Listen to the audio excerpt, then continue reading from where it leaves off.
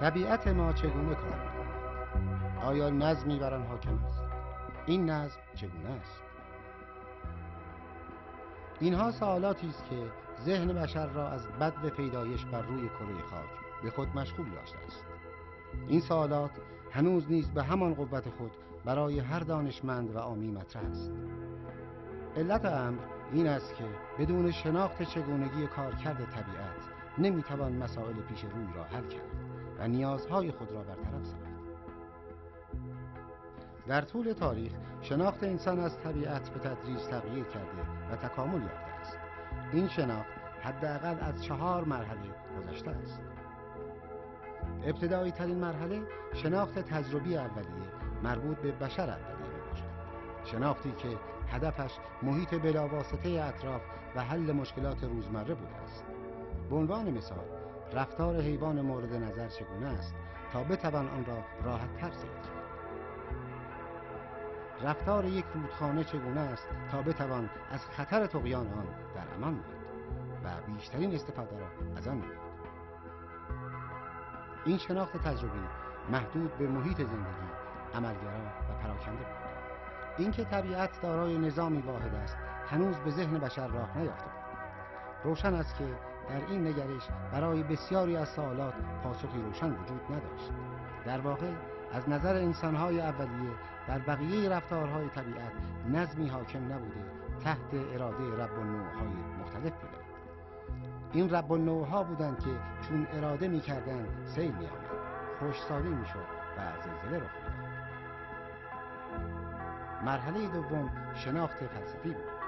بر اساس این نگرش تمامی اجزای گیتی به هم مرتبط و تحت نظامی واحد قرار داشتند. این نظام علت و معلولی بود. شناخت فلسفی برخلاف شناخت تجربی اولیه اگرچه قادر به پاسخ دادن به تمامی سوالات ذهن بشر بود، اما قادر به حل مشکلات روزمره نبود. از این نگرش رفتار هیچ جز از طبیعت بی علت نیست، اما از این توضیح نمیتوان رفتار یک جاندار یا یک رودخانه را شناخت. این نگرش به علت انطباق با عقل سلیم و قدرت پاسخگویی به سوالات ذهنی بشر مدت هزاران سال از یونان قدیم تا رنسانس اروپا بر جوامع علمی حاکم بود. مرحله سوم شناخت مکانیکی بود. اگرچه بسیاری از توضیحات فلسفی در مورد رفتار طبیعت با واقعیات منطبق نبود، اما به علت ظاهر عقلانی و بی‌عیب و نقص آن هیچ کس را یارای مخالفت با آن نبود، تا اینکه در اواخر قرن 17 و اوایل قرن 20 دانشمندانی چون گالیله، کپلر و در نهایت نیوتن به روشنی نشان دادند که بسیاری از رفتارهای طبیعت خلاف نظر فلسفه است. این دانشمندان نشان دادند که رفتار طبیعت را باید بر اساس مشاهدات تجربی شناخت و به زبان ریاضی بیان کرد. اوج این دستاوردها دستگاه مکانیک نیوتن بود. از دید مکانیک نیوتن تمامی اجزای طبیعت مانند ساعتی بزرگ بودند که با تأثیر مستقیمی که بر یکدیگر دارند کار می‌کنند. این کارکردها همگی قابل اندازه‌گیری و پیشبینی هستند. جالب اینجاست که تمامی این رفتارها از سقوط ساده اشیا به سمت زمین تا حرکت پیچیده سیارات و ستارگان در آسمان به وسیله 3 معادله ریاضی قابل توضیح بود. مرحله چهارم شناخت میدانی است. علی‌رغم تمام توانایی‌های شناخت مکانیکی، این شناخت قادر به توضیح عملکرد بعضی از اجزای طبیعت نبود. علت امر وجود بعضی پیش‌فرض‌های فلسفی مانند فضا و زمان مطلق در اندیشه نیوتن بود. اگرچه این کاستی‌ها در ابتدا فقط پاره ابرهای کوچک و بی اهمیت در افق این نگرش بودند، اما به تدریج گسترده شده سراسر آن را پوشاندند و موجب طوفانی عظیم شدند. این طوفان شناخت میدانی یا نیرویی بود که جایگزین شناخت مکانیکی در علم فیزیک شد. شناخت میدانی که مورد وثوق تمامی دانشمندان فیزیک کنونی است، بر اساس چگونگی عملکرد نیروها در طبیعت قرار دارد. نکته جالب در تکامل شناخت بشر از نظام طبیعت دور شدن آن از عقل سلیم می باشد.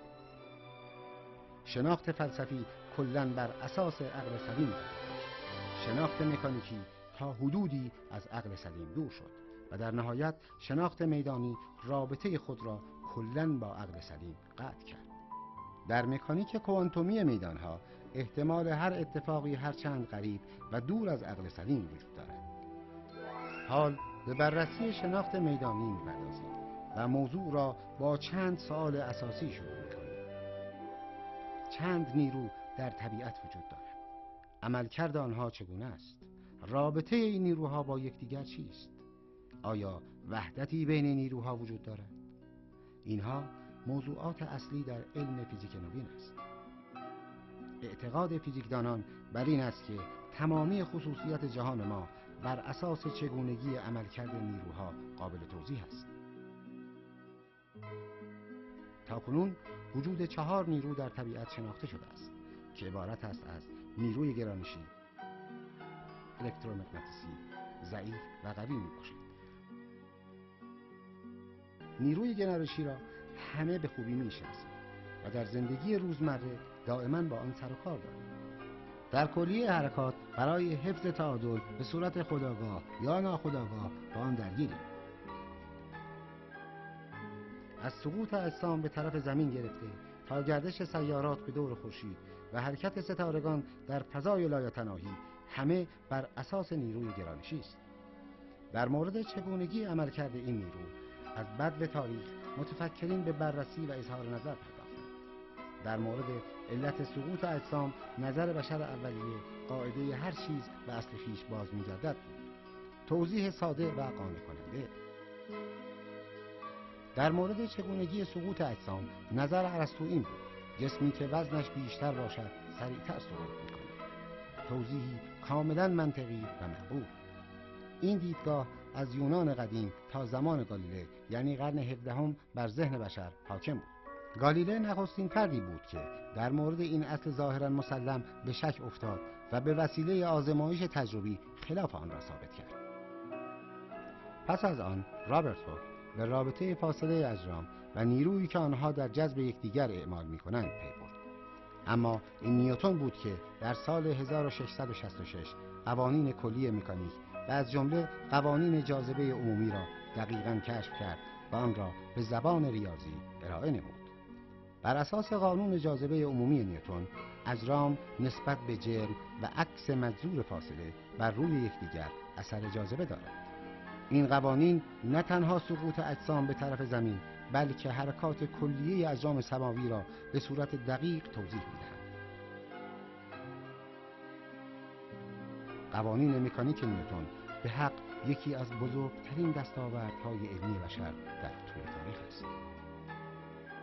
قوانین نیوتن بر اساس هندسه اقلیدوسی و فرضیاتی اثبات نشدنی مانند فضا و زمان مطلق قرار داشت.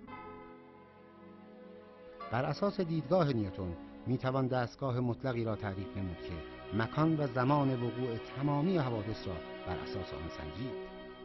در چنین دستگاهی سرعت نور بی‌نهایت است. در سال 1887 مایکلسون به صورت تجربی روشن کرد که سرعت نور 300,000 کیلومتر در ثانیه و نسبت به هر حرکت دستگاه اندازه‌گیری ثابت است. به عبارت دیگر سرعت نور مطلق و فضا و زمان نسبی هستند. این واقعیت اگرچه خلاف فرضیات نیوتن بود، اما با توجه به موفقیت‌های دستگاه مکانیک نیوتنی در کلیه زمینه‌ها شک و تردیدی در صحت آن نبود و تجدید نظری در آن نشد. در یک دهه از سال 1905 به بعد نبوغ آینشتین چون تندبادی از این دستگاه مکانیک نیوتن را در هم پیچید. آینشتین با ارائه 2 فرضیه کلی یعنی نسبیت خاص و نسبیت عمومی از یک طرف روشن ساخت که قوانین طبیعت نسبت به دستگاه اندازه‌گیری بی‌تفاوت بوده و در همه آنها یکسان، و از طرف دیگر عملکرد نیروی جاذبه ایجاد انحنا در فضا است. آینشتین ثابت نمود که حرکت هر جرم در فضا وابسته به ساختار فضا در اطراف آن است. این ساختار به وسیله خود جرم و اجرامی که در اطراف آن است ایجاد می‌گردد. نیروی جاذبه نیرویی است همگانی. یعنی بر همه چیز از مواد و انرژی تأثیر می‌گذارد. این نیرو ساختار فضا و زمان را ایجاد می‌کند. بدون آن فضا و زمان بی‌معناست. این نیرو اگرچه نسبت به دیگر نیروها بسیار ضعیف است، اما چون برعکس نیروهای دیگر به وسیله نیروی مخالف خنثی نمی‌گردد، هنگامی که اجسام وزنشان زیاد گردد به صورت بسیار قوی عمل می‌کنند. نیروی گرانشی چون بر همه چیز از ماده و انرژی اثر می‌کند، عامل اصلی در وحدت جهان ماست. اما به علت اینکه قدرتش در بین ذرات بنیادی بسیار کم است، در این حوزه میتوان از اثر آن صرف نظر نمود. در واقع کوانتوم مکانیک که توضیح دهنده روابط و کنش‌ها در بین ذرات بنیادی است، هیچ توجهی به عملکرد نیروی گرانشی ندارد. عامل انتقال اثر این نیرو گراویتون است که خاصیت دوگانه موج و ذره را داراست. ذره‌ای که خصوصیات فیزیکیش کاملا شناخته شده اما تاکنون ردیابی نشده است. شدت صدور گراویتون از هر جسمی نشان دهنده جرم آن است. اثر گراویتون ها ایجاد انحنا در فضا در اطراف آن جسم است. اگر اجسام بر یکدیگر اثر گرانشی اعمال می کنند، به علت انحنایی است که در اطراف خود پدید می آورند. به علت انحنای فضا در اطراف جسم، فضا برخلاف نظر نیوتن مسطح و مطلق نیست. به همین خاطر حرکت اجسام در فضا نیز مستقیم و یکنواخت نیست. حرکت اجسام در فضا وابسته به پستی و بلندی هایی است که نیروی گرانشی اجسام درون آن به فضا القا نموده است. نیروی الکترومغناطیسی به غیر از وزن که مربوط به نیروی گرانشی است، آنچه ما از دنیای اطراف درک می‌کنیم از طریق نیروی الکترومغناطیسی است. به عبارت دیگر، تمامی تمایزات اشیایی که در اطراف ماست به نیروی الکترومغناطیسی مربوط می‌شود. آنچه در جهان اطراف از رنگ، شکل، اندازه، سختی، نرمی و خلاصه تمامی خصوصیات اشیا درک می‌کنیم، همه مربوط به نیروی الکترومغناطیسی است. نه تنها خواص فیزیکی، بلکه تمامی خواص شیمیایی و در نهایت خواص حیاتی همه مربوط به این نیروست. منشأ نیروی الکترومغناطیسی وجود بارهای مثبت و منفی در ذرات بنیادی است. اگرچه قدرت این نیرو نسبت به نیروی گرانشی فوق‌العاده زیاد است، 10 به توان 36 برابر، اما چون بار مثبت و منفی تمام اتم‌ها به یک اندازه است، ما از وجود و تأثیر آن در درون اشیا آگاه نمی‌شویم. اگر به شیئی مثلا یک کتاب توجه کنید، تمامی خواص فیزیکی آن، البته غیر از وزن، مربوط بدین نیروست. اگرچه شما هیچ اثری دال بر وجود نیروی الکترومغناطیسی درون آن نمی‌یابید. عملکرد نیروی الکترومغناطیسی در 3 شکل الکتریکی، مغناطیسی و الکترومغناطیسی است. مدارک موجود نشان می‌دهند که یونانیان قدیم و احتمالاً ملل قبل از آنها از خواص کهربا مطلع بودند و می‌دانستند که مالش این جسم باعث ایجاد نیروی مرموز در آن می‌گردد. همان گونه که می‌دانید نیروی موجود در کهربا نیروی الکتریکی است. به تدریج تا قرن 17 وجود 2 نوع نیرو یا بار الکتریکی که باعث جذب یا دفع اجسام می‌شد شناخته شد. خواندیش انگلیسی و کلون فرانسوی قوانین حاکم بر نیروی بین دو جسم باردار را شناختند. آنها دریافتند که این نیرو با بار الکتریکی این دو جسم رابطه مستقیم و با مجذور فاصله آنها رابطه معکوس دارد. از قرن 17 به بعد به تدریج خواص الکتریسیته ساکن و جاری شناخته شد. از طرف دیگر بشر از دیرباز مغناطیس را شناخته و از خواص آن در جهتیابی خصوصا در دریاها استفاده می‌کرده است. اما تا قرنها بعد کسی از رابطه بین الکتریسیته و مغناطیس مطلع نبود، تا اینکه اورستد در سال 1820 دریافت که جریان الکتریکی می‌تواند در اطراف خود موجب اثرات مغناطیسی گردد. سپس آمپر رابطه بین جریان الکتریکی و نیروی مغناطیسی را شناخت. فارادی اولین کسی بود که چگونگی اثر نیروی الکترومغناطیسی را به وسیله فرضیه ایجاد میدان مطرح نمود. او در این مورد مسئله خطوط میدان الکتریکی و مغناطیسی و الغای میدان را پیشنهاد نمود. او همچنین نشان داد که تغییر میدان مغناطیسی میتواند موجب الغای جریان الکتریکی در سیم گردد. بدین صورت برای اولین بار در تاریخ وجود میدان الکترومغناطیسی کشف گردید. ماکسول بیان ریاضی نظریه فارادی در مورد میدان الکتریکی، مغناطیسی و الکترومغناطیسی را به صورت بسیار ساده و استادانه ارائه داد. وی همچنین روشن نمود که نور یک صورت از نیروی الکترومغناطیسی است که به سرعت 300,000 کیلومتر در ثانیه از منبع ایجاد کننده در همه جهات در فضا پراکنده می شود.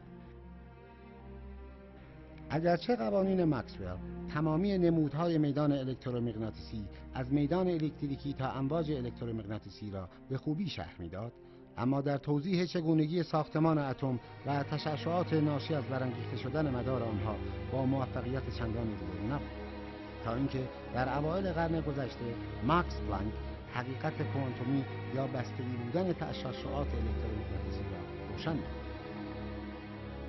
از آن به بعد نظریه کوانتوم توانست بسیاری از مشکلات شکل عملکرد و روابط ذرات بنیادی حامله‌بار را توضیح دهد. از دیدگاه کوانتوم مکانیک، ذرات بنیادی در واقع به صورت ذره و موج ظاهر می‌شوند و به دست آوردن مختصات آنها فقط از طریق تابع موجی که شکل آماری دارد امکان پذیر میباشد. از طرف دیگر کوانتوم مکانیک انرژی میدانها را کوانتومی دانسته که بین ذرات باردار در رفت آمد می باشد. عامل انتقال اثر در میدان الکترومغناطیسی فوتون می باشد. همان فوتونی که در فرکانس معین نور و طیف بینایی را ایجاد می کند.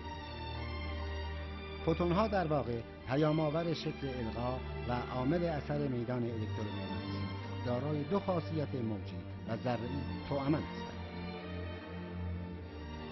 نیروی قوی یا هسته‌ای.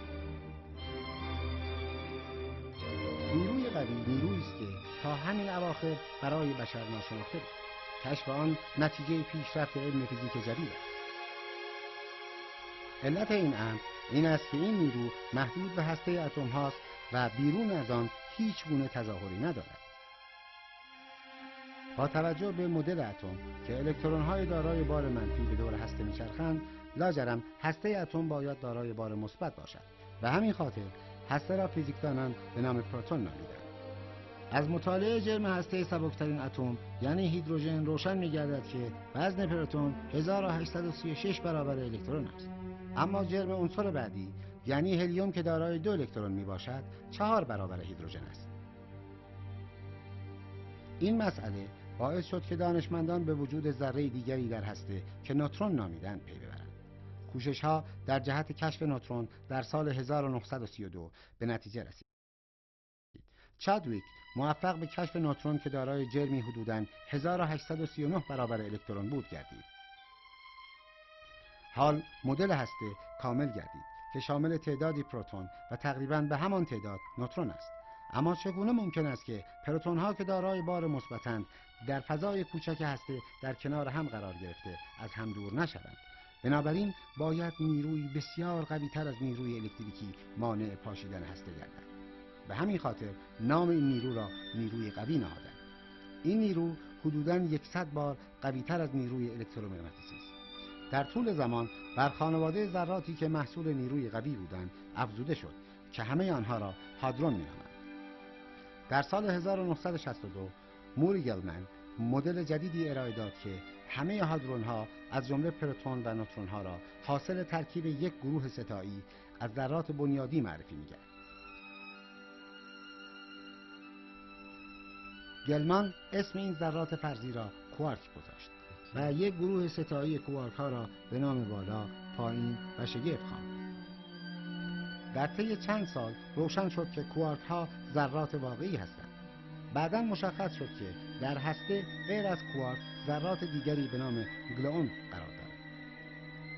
بدین صورت روشن شد که نیروی قوی نیرویی است که بین کوارک ها عمل می کند و عامل انتقال نیرو گلوئون ها می باشند.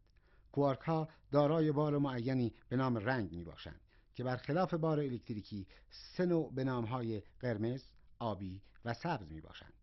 کوارک ها همیشه به صورتی جمع می گردند که حاصل جمع بار آنها سفید باشد، مانند نور که حاصل 3 رنگ سبز، قرمز و آبی است. همان گونه‌ای که اشاره شد، عامل میدان قوی گلئون است. گلئون‌ها بدون وزن هستند و به سرعت نور بین کوارک‌ها مبادله می‌شوند. چون گلئون‌ها خود دارای رنگ هستند، در این تبادل موجب تغییر رنگ کوارک‌ها می‌شوند. همین رد و بدل شدن و یا جذب و صدور گلئون‌ها باعث پیدایش نیروی قوی بین کوارک‌ها می‌گردد. اگرچه شکل عملکرد گلئون‌ها همانند فوتون‌ها در میدان الکترومغناطیسی است، اما برخلاف این نیرو، قدرت نیروی قوی با افزایش فاصله بین کوارک‌ها افزایش می‌یابد. با افزایش فاصله، قدرت این نیرو چنان زیاد می‌گردد که به سرعت به سمت بی‌نهایت میل می‌کند. به همین خاطر کوارک‌ها فقط تا فاصله معینی قادر به دور شدن از یکدیگر هستند. اما با نزدیک شدن به یکدیگر قدرت این نیرو کم شده، کوارک‌ها آزاد می‌شوند. این پدیده را آزادی مجانبی می‌گویند. از دیگر خصوصیات جانبی این نیرو ایجاد ذره فرضی پی میزان است.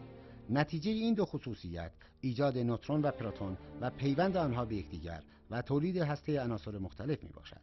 با توجه به خصوصیات نیروی هسته‌ای هیچ کوارک آزادی در طبیعت یافت نمی‌شود.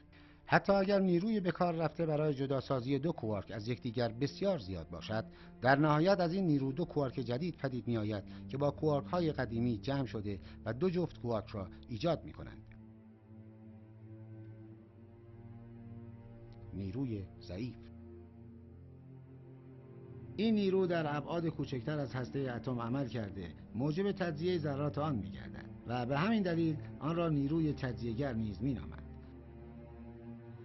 شناخت این نیرو سابقه طولانی ندارد. فرمی در سال 1932 نظریه‌ای در مورد واپاشی بتای هسته‌های ناپایدار رادیواکتیو ارائه داد، مبنی بر اینکه یک نیروی دیگری غیر از نیروی قوی یا الکترومغناطیسی موجب این امر می‌گردد.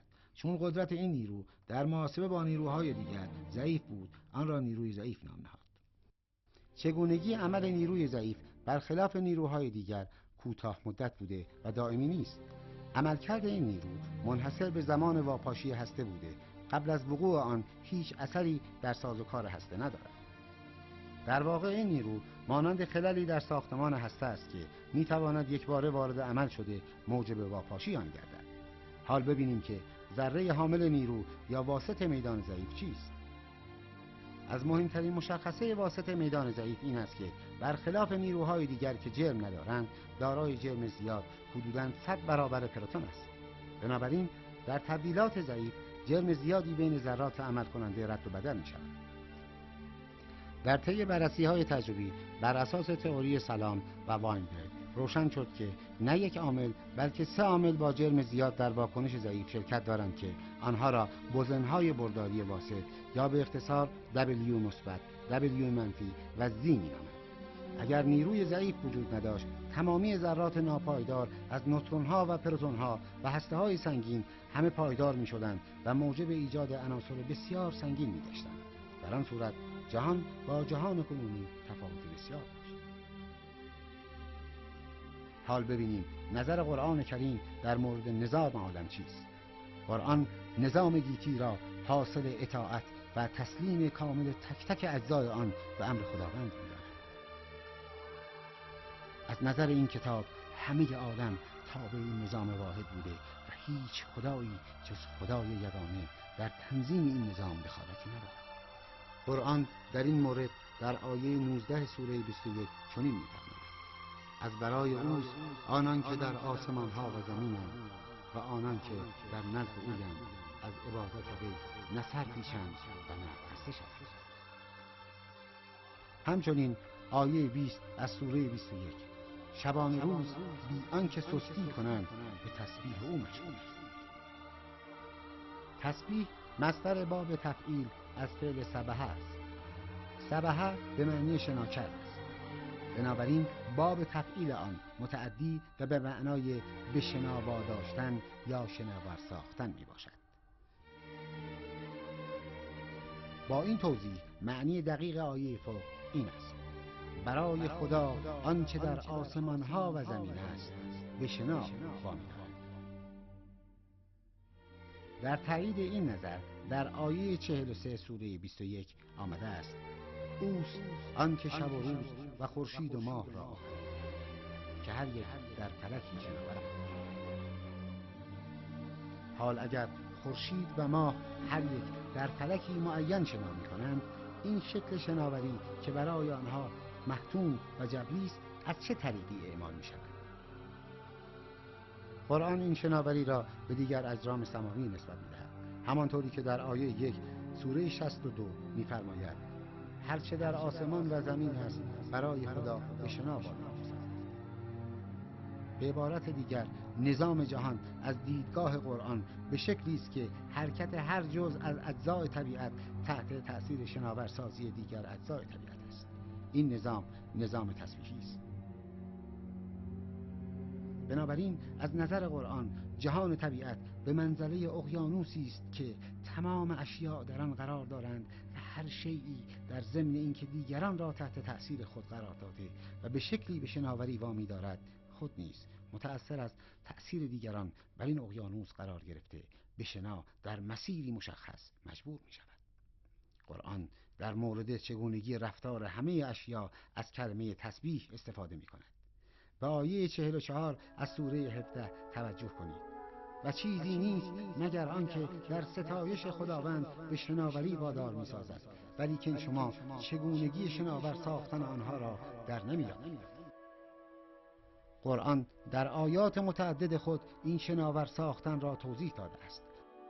آیه 41 سوره 24 چنین می‌فرماید: آیا ندیدی که برای خدا آنان که در آسمان‌ها و زمینند به شناوری وامی دارند؟ من در عربی معمولاً موصولی است که برای انسان و صور دیگر حیات به کار گرفته می‌شود. بنابراین قرآن به کسانی اشاره می‌کند که در آسمان‌ها و زمین بوده و شناوری و نظم تسبیحی را بر جهان ما اعمال می‌کنند. اما اینها چه کسانی هستند؟ اینها ملائکه میباشند. ملائکه کیستند و تسبیح آنها چگونه است؟ با توجه به آیات فوق میتوان نتیجه گرفت که ملائکه همان بزنها یا واسط میدانهای مختلف میباشند. برای بررسی عمیق‌تر این فرضیه به آیه 1 از سوره 35 توجه کنید که چنین می‌فرماید: سپاس خدایی را شایسته است که آفریننده آسمان‌ها و زمین است، آن که ملائکه را پیام آوران قرار داد که دارای 2 3 و یا 4 بال میباشد. او هر چه بخواهد به عالم خلقت می‌افزاید. به درستی که خداوند بر هر چیزی تواناست.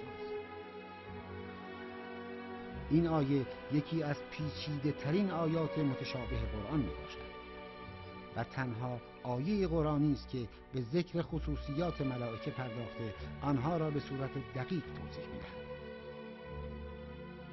مفهوم قسمت اول آیه که در مورد خداوند و خلقت آسمان‌ها و زمین است روشن میباشد. در قسمت دوم از ملائکه به عنوان پیامبران نام برده است. کار پیامبران چیست؟ کار پیامبران گرفتن پیغام از یک جا و انتقال آن به جای دیگر است. این دقیقاً همان کاری است که واسط میتانها یا بزنها انجام میدهند. همان گونه که دیدیم بزنها پیامبر خصوصیات مرکز صدور خود به جهان اطراف هستند. جالب اینجاست که دانشمندان دقیقاً همین مفهوم یعنی پیامبر را برای توضیح عملکرد بزنها یا واسط میدانها به کار میبرند. با توصیف ملائکه به عنوان پیامبران، قرآن 3 ویژگی مهم از واسطه های میدان را به صورت بسیار زیبا توصیف می کند. اول، خصیصه واحدی یا کوانتومی بودن این واسطه ها. دوم، رفت و آمد در بین 2 مرکز و سوم، انتقال پیام از یک مرکز به مرکز دیگر. از طرف دیگر با به کار گرفتن کلمه تسبیح، همانطوری که قبلا گفته شد، مسئله القاء شکل خاص از شناوری را روشن می‌نماید. بدین صورت قرآن شکل عملکرد میدانها را به صورت دقیق توضیح می‌دهد که چگونه در رفت و آمد بین مراکز صدور شکل خاصی از شناوری به اشیاء اطراف تحمیل می‌شود. حال ببینیم ملائکه یا میدانهایی که مورد نظر قرآنند کدامند؟ خصوصیات آنها چیست؟ بدین منظور بررسی خود را از آیات اول سوره مرسلات شروع می‌کنیم. قسم به پیامبرانی که چون امواج دریا دست دسته از پی هم روان، آن به حد اکثر سرعت روندگان، آنان که انتشار می‌دهند انتشار دادنی و تمایز ایجاد می‌کنند. آنها که القا کنندگان ذکرند، لگام میزنند و گرفتار میسازند یا میترسانند و دور مینمایند. به همه اینها که آنچه وعده داده شد قطعاً واقع خواهد شد. همانطوری که مشاهده می‌کنید این آیات در مورد نیروی الکترومغناطیسی است. با توجه به کیفیت و خصوصیات این نیرو در میابیم که قرآن چه زیبا و چه دقیق اهم خصوصیات این نیرو را بیان نموده است. همانطوری که در آیه اول سوره فاطر دیدیم، قرآن برای اشاره به ملائکه از کلمه رسول یا پیامبر استفاده می کند. در این آیه نیز از همان کلمه مرسل برای اشاره به ملائکه استفاده شد. استفاده از کلمه مرسلات جمع بوده و نشان دهنده تعدد پیام آوران است. کلمه عرفن که حالت این جمع را نشان می دهد تأکید بر صورت موجی آنهاست. آیا از این زیباتر می توان وضعیت دوگانه امواج الکترومغناطیسی را که هم ذره‌اند و هم موج در کلام تصویر کرد و بدان وحدت بخشید؟ فالعاصفات عصفا. در این آیه به سرعت حرکت این پیام آوران اشاره شده است. عاصفه در واقع تندبادی است که چنان به سرعت می‌وزد که بیشتر از آن سرعتی تصور نمی‌توان نمود. همانطوری که می‌دانید سرعت انتشار امواج الکترومغناطیسی که در واقع همان سرعت نور است، حد اکثر سرعت قابل تصور در طبیعت ماست. و ناشرات نشرا. در این قسمت از آیه هدف این پیامبران را توضیح می‌دهد. هدف آنها انتشار پیام مرکز صدورشان است. این پیام ها جهان اطراف را از خصوصیات مرکز صدور آگاه می کند و آنها را تحت تأثیر خود قرار می دهد. فالفارقات فرقا. پس فرق ایجاد کنندگان می باشند. در واقع غیر از وزن تمامی ساختار اشیا در اطراف ما ناشی از عملکرد نیروی الکترومغناطیسی در آنهاست. از طرف دیگر ما در تشخیص جهان اطراف فقط و فقط از نیروی الکترومغناطیسی استفاده می نماییم. به عنوان مثال تمامی ابزارهای رصد در کیهانشناسی بر اساس امواج الکترومغناطیسی عمل می کنند. در رابطه با حواس پنجگانه ما نیز همین قاعده صادق است. بنابراین آنچه برای ما موجب تمیز دادن اجسام در جهان اطراف می گردد همان خصوصیت امواج الکترومغناطیسی منتشر شونده از طرف آنهاست. فالموقیات ذکر. پس آنها القا کنندگان ذکر هستند. القای ذکر یعنی چه؟ همان گونه که دیدیم از نظر قرآن هر فرشته وظیفه القای ذکر یا تسبیح مخصوص به خودی را دارد و با آن دیگران را به نحو خاصی به شناوری وادار می سازد و انجام این عمل هم وظیفه دائمی او بوده که از آن نخسته شده و نه سر می پیچد. این ذکر همان زبان ملائکه یا نیروهایی است که ما قبلا بدان اشاره نمودیم و دیدیم که اگر بتوانیم این شکل از القا یا تغییر در فضای اطراف را که هر میدان ایجاد می کند درک نماییم، زبان سازندگان و شکل دهندگان جهان را شناخته ایم. ادامه آیات قرآن تعبیر بسیار زیبایی در رابطه با چگونگی این القا به وسیله نیروی الکترومغناطیسی دارد که میگوید عذرا او نذرا. از نظر قرآن این القا یا به صورت عذر یعنی لگام زدن و در بند کشیدن است و یا به عکس به صورت نذر یعنی بیم دادن و دور کردن است. به عبارت دیگر شکل القا به دو صورت کاملا متضاد می باشد. این امر هم با توجه به وجود دو نوع بال الکتریکی کاملا روشن است. اگر میدان به وسیله بار غیر همنام ایجاد شده باشد نوع القا به صورت اول بوده و اگر میدان به وسیله بار همنام ایجاد شده باشد نوع القا به صورت دوم است. مثالی در این مورد موضوع را روشن می کند. یک پروتون را در نظر بگیرید که از آن نیروی الکترومغناطیسی به صورت کوانتها یا امواج پی در پی فرستاده می شود. سرعت ارسال این امواج سرعت نور یا حد اکثر سرعت قابل تصور است. این انتشار باعث شناخته شدن پروتون به وسیله دنیای اطراف آن می گردد. در اثر این انتشار فضای اطراف القا شده و این القا چنان است که بارهای غیر همنام مانند الکترون ها را لگام زده و تحت کنترل در می آورد، به طوری که دیگر اجازه حرکت آزادانه در فضا از آنها سلب می شود و بارهای همنام را ترسانده و از خود دور می سازد. قرآن در ابتدای سوره الصافات به صورت بسیار دقیق شکل عملی نیروی مغناطیسی که در اطراف زمین عمل می کنند را بیان نموده است. ما در مستند هفت آسمان این آیات را به صورت مشروع مورد بررسی قرار دادیم. حال در ادامه شناخت نیروها به بررسی آیات اول سوره النازعات می‌پردازیم. آیات 1 تا 5 واسطه قسمند و مورد قسم هم باز مانند سوره مرسلات قیامت میباشد. قسم به جذب کنندگان و به شدت به طرف خود کشندگان و قسم به رها کنندگان، آنها که از جایی خارج شده به جای دیگر وارد میشوند. و قسم به شنا کنندگان، شنا کردنی. و قسم به سبقت گیرندگان، سبقت گرفتنی. و قسم به تدبیر کنندگان امر. از دو آیه آخر روشن است که موضوع در مورد نیروهاست، چرا که این نیروها هستند که تدبیر امور عالم به دست آنهاست و از نظر سرعت انتقال اثر از همه سبقت میگیرند. اما کدام یک از نیروها؟ موضوع مربوط به نیروی قوی و شکل عملکرد آن است. همانطوری که میدانید نیروی قوی دارای انرژی ذاتی بسیار زیاد است. گلئونها واحد میدان قوی می باشند که با سرعت نور در بین کوارک ها در هسته رد و بدل می شوند. این رد و بدل شدن خاصیت عجیبی به میدان قوی داده که آن را آزادی مجانبی می نامند.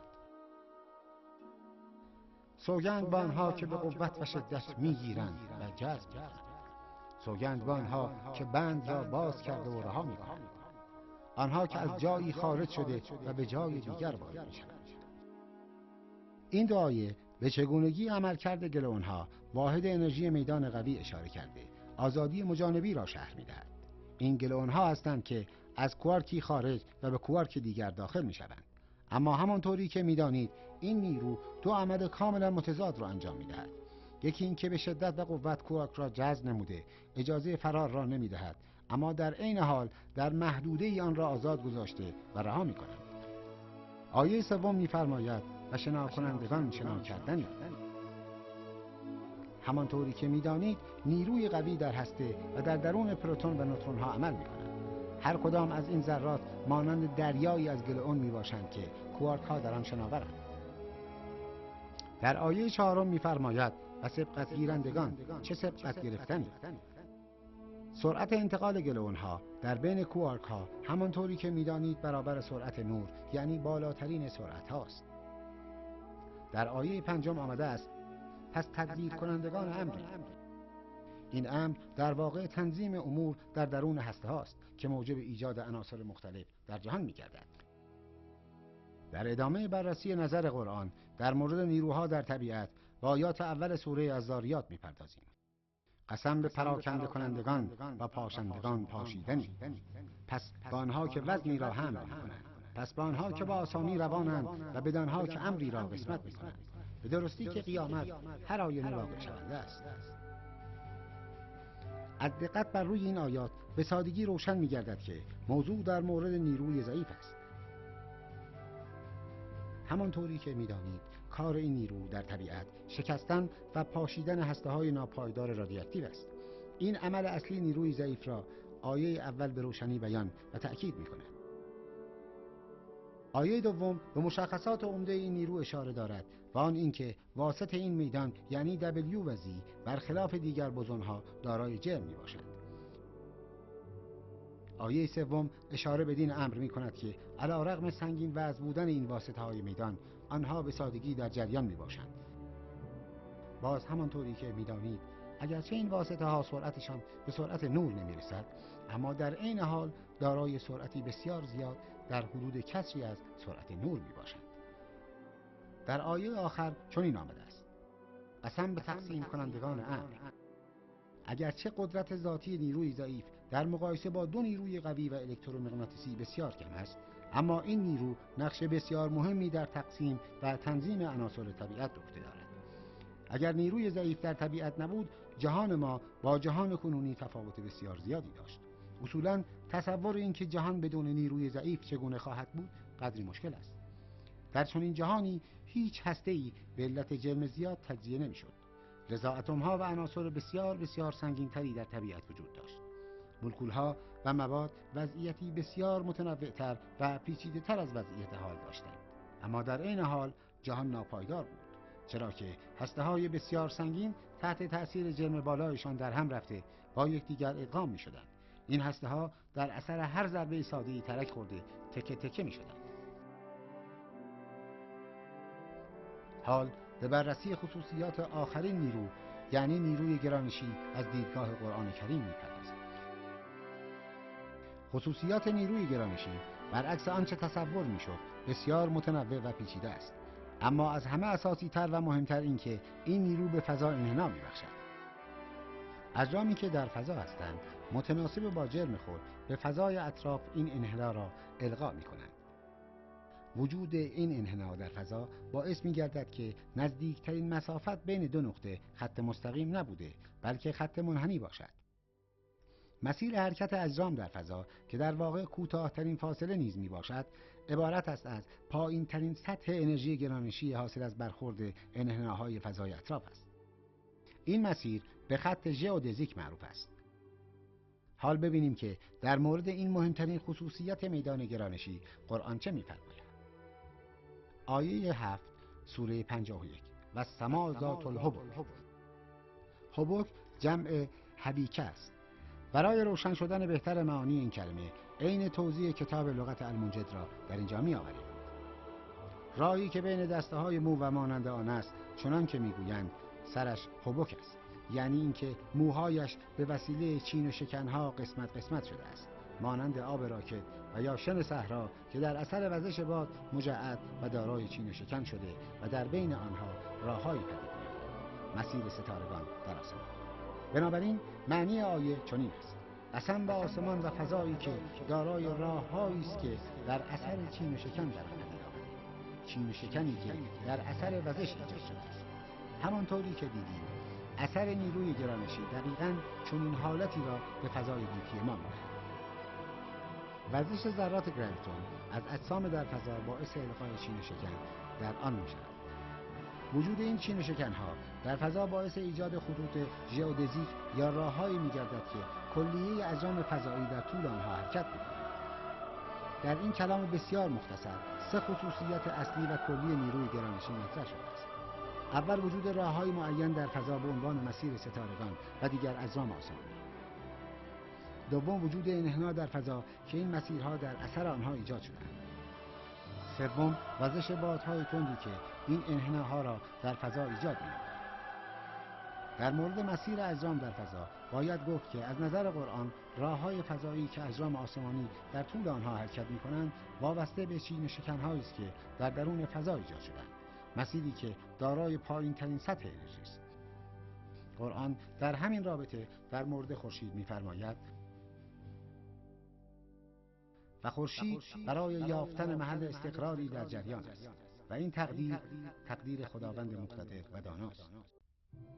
به عبارت دیگر از نظر قرآن حرکت خورشید در فضا همانند حرکت تکه سنگی در دامنه تپه است. حرکت سنگ نه در خط مستقیم بلکه در بین چین و شکنهای دامنه تپه به شکلی صورت می‌گیرد که می‌توان گفت سنگ در جستجوی محل استقراری که دارای کمترین سطح انرژی گرانشی است در حرکت است.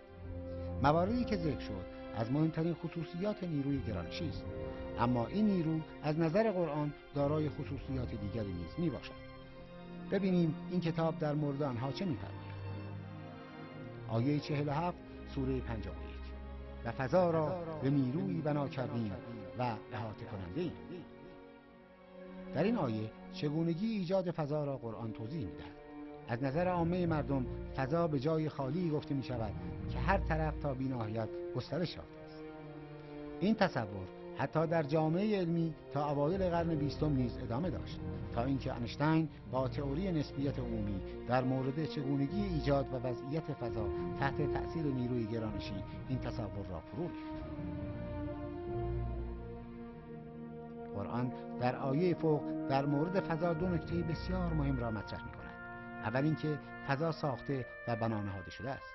از نظر قرآن فضا چیزی نیست که قبل از ایجاد جهان وجود داشته باشد، بلکه فضا همانند هر ساختمان و پدیده دیگری ایجاد شده است و اصولاً قبل از این بنا شدن فضایی وجود نداشته است. دوم اینکه قرآن ابزار و وسیله ایجاد فضا را بیان می‌کند. قرآن در این مورد می‌فرماید بعیدن، یعنی از قوه‌ای، از نیرویی. بنابراین فضا از نظر قرآن محل تهی و خالی نیست. بلکه سازمانی است که از نیرویی و انرژی معین ایجاد شده است. همانطوری که می‌دانید فضا از نظرگاه نسبیت عمومی دقیقاً همین است. فضا تحت تأثیر نیروی گرانشی ایجاد شده و شکل می‌گیرد. دقیقاً به همین خاطر است که فضا مطلق و یکنواخت نیست، بلکه تحت تأثیر نیرویی که آن را ایجاد نموده شکل گرفته است. حال با آیات دیگری از قرآن در مورد خصوصیات دیگر نیروی گرانشی توجه کنید. آیات 10 سوره 31 و آیه 2 سوره 13. خداوند آسمانها را بدون ستونهایی که مشاهدهش کنید گسترش داد و خداوند آسمانها را بدون ستونی که مشاهدهش کنید خلق کرد. در این دو آیه نکته مهم ستونهایی است که قابل مشاهده نیستند. بسیاری از صاحب نظران و مفسرین منظور از این ستونها را نیروی جاذبه فرض می‌کنند، چرا که این نیرو اجزای عالم را در فضا به یکدیگر مرتبط می‌کند و در عین حال قابل دید نیست و به همین علت معنی هر دو آیه را یکی فرض می‌نماید. ببینیم این برداشت از آیات فوق تا چند اندازه صحیح است. کار ستون هر ساختمان جلوگیری از ریزش سقف و یا طبقات فوقانی بر روی آنچه در زیر آنها قرار گرفته میباشد. به عبارت دیگر عملکرد ستونها دقیقاً مخالف عملکرد نیروی جاذبه است که اجزا را به یکدیگر جذب و نزدیک می‌نماید. از طرف دیگر ستونها میتوانند باعث اتصال اجزای ساختمان به یکدیگر شوند، مانع گسستن و از هم پاشیدن آنها در اثر حرکات شدید مانند زلزله باشند. این امر خصوصاً در مورد اجزای ساختمان عالم که نسبت به یکدیگر ثابت نبوده و بالا و پایین در مورد آنها مطرح نیست صادق است. به عنوان مثال این ستونهای نامرئی باعث وابستگی اجزای منظومه شمسی به یکدیگر شدند. بنابراین هر دو معنی برای ستونهای نامرئی عالم صحیح است. آیه اول دقیقاً این معنا را میرساند که ستونها باعث گسترش اعضای عالم هستند، امری که خلاف عمل نیروی جاذبه است. از آیه دوم معنی این که ستونها اجزای عالم را به یکدیگر مرتبط نموده موجب اتصال آنها به یکدیگر میباشند میتوان برداشت نمود. با توجه به اینکه در طبیعت فقط 4 نیرو وجود دارد، لذا امر گسترش فضا نمیتواند بر دوش نیروی جدیدی باشد. این امر به عهده کدام نیروست؟ نیروی گرانشی در عالم به هر دو حالت فوق عمل می‌نماید. حالت جذبی که آن را همه به خوبی می‌شناسیم، اما عمل نیروی گرانشی فقط به همین صورت خلاصه نمی‌گردد. این نیرو در طبیعت می‌تواند دقیقاً خلاف جاذبه به صورت نیروی دافعه عمل نماید. این نیرو که آن را انرژی تاریک نیز می‌نامند، حدود 70% از کل انرژی موجود در عالم را شامل می‌گردد. گسترش و انبساط عالم از بدء شروع خلقت تا کنون تحت تأثیر این انرژی انجام گرفته و می‌گیرد. بررسی دقیق‌تر خصوصیات این نیرو و انرژی تاریک از زبان قرآن را به مستند دیگر می‌سپاریم. حال که خصوصیت ملائکه را از زبان قرآن شناختیم، ببینیم که آیا این کتاب هیچ جا به صورت قاطع تعداد نیروها را در طبیعت معین کرده است؟ حتما بارها اسم آیت الکرسی به گوشتان خورده و با آن آشنا هستید. این آیه 255 سوره بقره در نظر تمامی مسلمانان از احترام خاص برخوردار است. احادیث بسیاری در مورد عظمت و اهمیت این آیه از حضرت محمد صلوات الله و سلم و سایر بزرگان دین نقل شده است. پیامبر اکرم در پاسخ اینکه کدام آیه از آیاتی که نازل شده عظمت بیشتری دارند فرمودند آیت الکرسی. این آیه با جمله چون لا اله الا الله که کلمه توحید خالص است شروع می‌گردد. اما چرا نام آیه از قسمت دیگر یعنی وسع کرسیه السماوات و الارض گرفته شده است؟ همانطوری که می‌بینید آیه تأکید دارد کرسی خدا آسمان‌ها و زمین را در بر گرفته است. مفهوم کرسی چیست؟ چگونه این کرسی آسمان‌ها و زمین را در بر گرفته است؟ در مدل و متشابه بودن کرسی هیچ شکی نیست، چرا که خداوند با توجه به بینشی که قرآن در این باره به ما می‌دهد نمی‌تواند کرسی به منزل متداول آن داشته باشد. ولی اینکه این تمثیل در مورد چه واقعیتی به کار گرفته شده بسیار پیچیده است. شاید به جرأت بتوان گفت تا این زمان نه تنها آیت الکرسی حقیقت تازه‌ای را روشن نکرده، بلکه مفسرین در فهم آن دچار اشکال و ابهام بودند و به این جهت عظمت آن هرگز درک نشده است. معنی لغوی کرسی عیناً همان چیزی است که ما در فارسی میگوییم تخت، جایی که بر آن می‌نشینند. در مورد پادشاه و فرمانروا تخت سلطنت یا تخت فرمانروایی است. حال خود آیه را می‌خوانیم. خدای یکتا که جز او خدایی نیست، زنده و پاینده است. هرگز او را کسالت خواب فرا نگیرد تا چه رسد که بخواد. اوست مالک آنچه در آسمان ها و زمین است. چرا این جرأت است که در پیشگاه او به شفاعت برخیزد مگر به فرمان؟ علم او محیط است بدان چه پیش نظر خلق آمده و آنچه سپس خواهد آمد و خلق به هیچ جز از علم او احاطه نتواند کرد مگر به آنچه خود او بخواهد. کرسی او آسمان ها و زمین را فرا گرفته است و نگهبانی زمین و آسمان ها بر او آسان و بی زحمت است، چه او برتر و عظیم است. با توجه به اینکه کرسی بر اساس اشاره صریح آیه چیزی در رابطه با آسمان ها و زمین است، به جستجوی تأویل آن می‌پردازیم. یک پادشاه برای اعمال حاکمیت خیش در کشورش همیشه به چند رکن یا طبقه و قشر متکی است. مثلا لشکریان، طبقه متوسط. این اقشار و طبقات پایه‌های حکومت و پادشاهی را تشکیل می‌دهند و پادشاه با تکیه بر این ارکان امر و قانون خیش را بر مملکت جاری می‌نماید یا به عبارت ساده‌تر سلطنت می‌کند. ارکان سلطنت و فرمانروایی خدا که آسمان‌ها و زمین را در بر گرفته و قوانین خداوند را اعمال می‌کنند بر عهده چه کسانی است؟ ارکان پادشاهی و کرسی حکمرانی خداوند بر گیتی بر دوش ملائکه میباشد. به عبارت روشن‌تر، ملائکه همان کرسی فرمانروایی خداوند بر طبیعتند که توسط آنها حاکمیت و پادشاهی خداوند بر تمامی اجزای طبیعت اعمال می‌شود. نکته مهم در این مدل روشن شدن تعداد ملائکه است که به کمک آنها خداوند قوانین و نظام خود را بر آسمان‌ها و زمین جاری می‌کند. اصولاً کرسی هر پادشاهی که مظهر قدرت اوست دارای 4 پایه میباشد. هر کس بر آن مینشیند در حقیقت بر 4 پایه آن تکیه زده است.